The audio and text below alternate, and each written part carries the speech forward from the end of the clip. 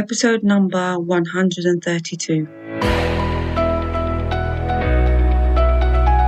Hello, you're listening to the Career Changemaker podcast. Having the courage to leave a career that you have worked hard to build and try something else can be tough.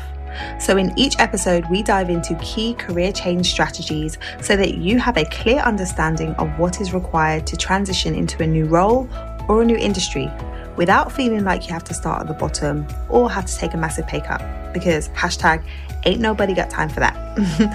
If you are ready for frank and honest discussions about how to become a career change maker, keep listening. I'm your host, lawyer turned career strategist and executive coach, Janine Esbrand.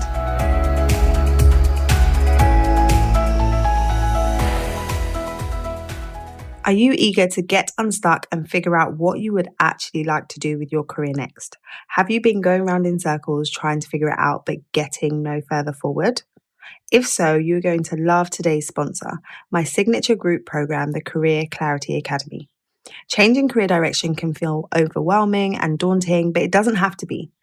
In my signature program, we give you clear, step-by-step, proven processes for getting completely clear on what it is that you want to do and understanding how you can leverage your existing experience and position yourself to attract and land a dream role.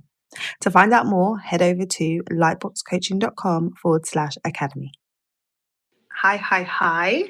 I wanted to talk about why there is a 6-letter word that is stopping you from making the career move that you really want to make. And I want to dive into that and what you can be doing to make sure that it isn't really holding you back in the way that it probably is right now. And I'm coming on to talk about this topic because it's something that comes up a lot. And if you are someone who is considering making a career change, if you are a high achieving person, if you are someone who really wants to be in a position where you love the work that you do, but right now you're feeling frustrated and you're feeling bored and you're not happy with what it is that you're doing, then I want to just invite you to book a call with me, because I am going to be opening up my calendar to have conversations with people and running career clarity sessions to really help you to figure out what do you even need to be doing to get the clarity that is required for you to figure out, like, what should my next step be? What should I be moving towards? What we want to talk about today, that 6-letter word that's stopping you. And it came up recently and it comes up time and time again. So I was having a conversation with a client a little while ago who was saying to me that she wasn't happy in her role. She's an accountant and she'd been working in her role for 16 years. She was saying that she wasn't happy. She wanted to make a move. She'd been feeling that way for years, but she hadn't. So then when I was exploring and asking her, why is it that you haven't taken any steps to make a move if you've been feeling this way for a long time?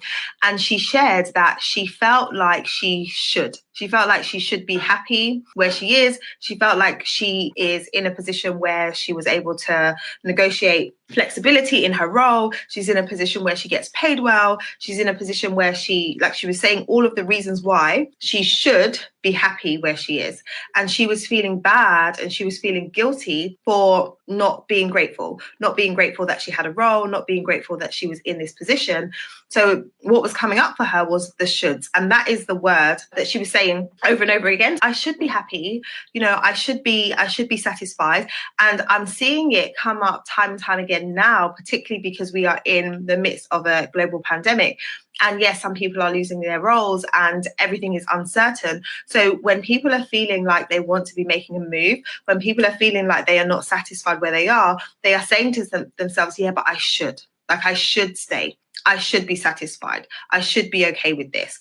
But the reality is, you're not, right? So even if you are saying you should, if you are considering this, if it has been going round in your head time and time again that you want to be making a move, you are not satisfied. You are not happy in your role. You are not feeling fulfilled. So despite saying I should, the feeling that you have is valid. You feel how you feel. So I want to encourage you that if you are feeling that way, that the thing that we're telling ourselves time and time again, I'll be able to feel better about my role. Instead of doing that and kind of dismissing how it is that you're feeling, I invite you to explore that. I invite you to really think about, why is it that I'm feeling the way that I feel? And the reason why you want to do that is because the reality is that feeling is not going to go away unless you address it.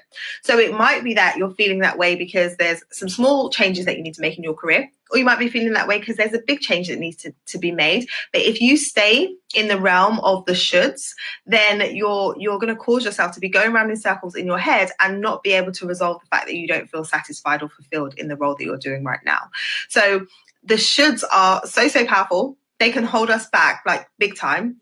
How many times do you look to the left and look to the right and you see what other people are doing and then you say, oh, well, that's how I should do things. That's how I should operate in as somebody who is a lawyer or someone who's an accountant or someone who is a mom or someone who is X, insert whatever title you want to say. We can then fall into the comparison, comparing yourself to other people who are doing the same thing as you or in the same kind of position as you and saying you should be feeling or operating the same way that that person is. And the reality is everybody is different. Everybody is different. Your journey is your journey and how you feel is how you feel.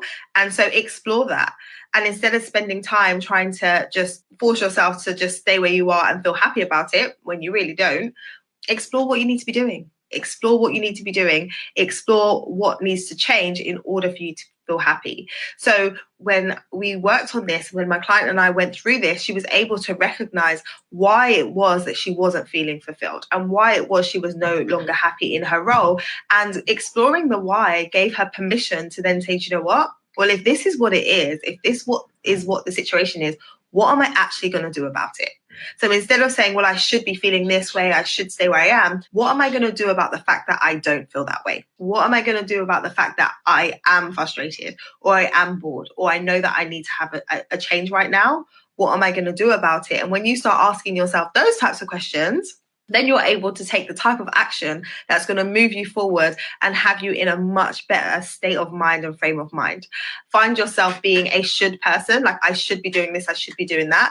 And that is your first response in any given situation. It's really good to sit with that and think about why is it that I'm always saying I should. Because it's okay to own the fact that you don't want to do something. It's okay to own the fact that you're looking at things differently, or I may have wanted to do this at one point, but I'm in a different season of life now, or things have changed. My perspective has changed. My values have shifted. And so it's okay to have a reset and say, actually, this may be what I was doing before or how I felt before, but now moving forward, I want things to be different.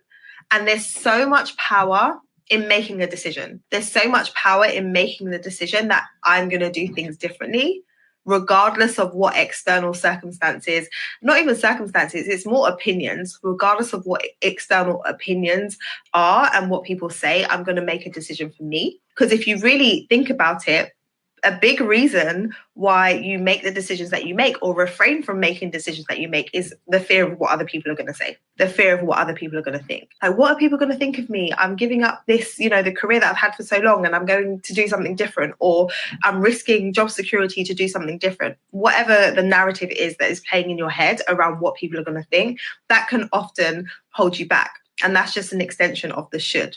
Right? This is what people think, so I should do things differently. So I just want to encourage you, if you are someone who has been doing this and maybe unconsciously doing this, to really think about and pay attention to what are the thoughts that you're having around what is possible for you next. When you're thinking about making a move or doing things differently, what's coming up for you? And if you're telling yourself, I shouldn't do this for whatever reason, or I should do this for whatever reason, then really ask yourself, well, why?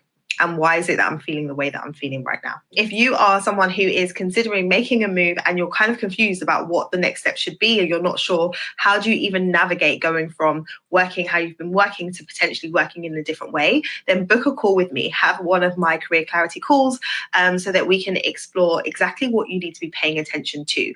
Because making a career change and shifting the way you've been doing things is a process. It's not something that is just going to happen overnight. And often people are focusing on the wrong part of the process in the wrong order. And so they're not able to move forward as quickly and efficiently as they could.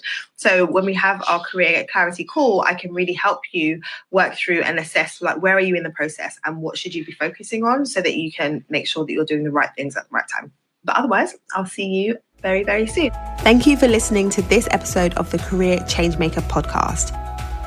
If you enjoyed today's episode, I would love for you to let me know what your biggest takeaway has been. So head over to Instagram, tag me at Career Changemaker, and let me know your thoughts. What did you like most about today's episode?